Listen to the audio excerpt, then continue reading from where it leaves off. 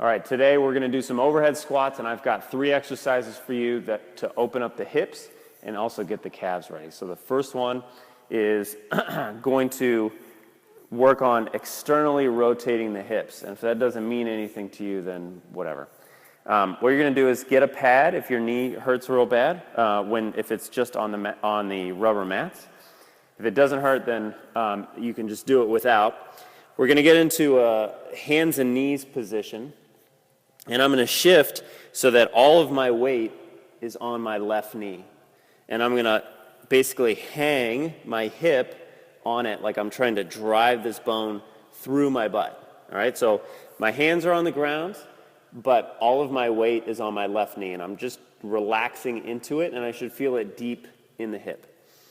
I'm going to take that left foot, and I'm going to rotate it up, and I'm going to block it with my right knee. So if you can see it from a different angle, all right, I'm blocking it with my right knee, but all my weight is still on my left.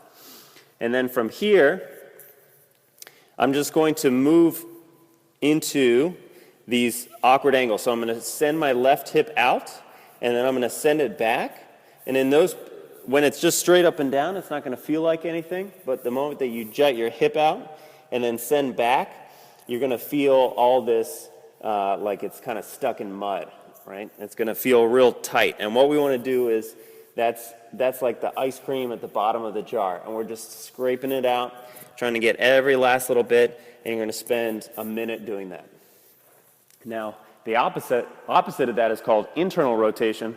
So we want to be able to kick the foot out. And for there, we can't block it with our legs, so we got to use an implement. So you can use the rig. You can use this kettlebell. If you're doing it at home, you could use a door jamb. But basically, we're going to set up the same way, except now we're going to put our foot on this side.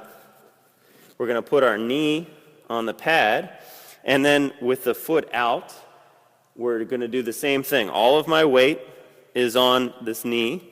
And then I'm just going to sit back, right, and kind of hunt around for all that tightness that I found, all right? And the goal is I want to be able to really sit into it and rotate the foot out, like 30 degrees or so. All right, so sit back, really find those points of restriction, okay? And then that's going to help just allow the hip to flex as you sit into the bottom of the squat. For the calves, all right, the best way to do this is with a box, because you can just relax on it, but I'm going to use a weight, and I'm going to put my left foot up on the box, and then I'm going to take this kettlebell, and I'm going to put it on the top of my knee, and then just sit into it. And I'm going to just relax. I can hunt around and try and push my heel down and my knee forward, so that it tracks over and allows it allows for a greater range of motion from the ankle. So I want my whole foot down. All right, ready to go? Yes. Ready? Yeah. Okay. All right, and then press that record button. Let's have a little red.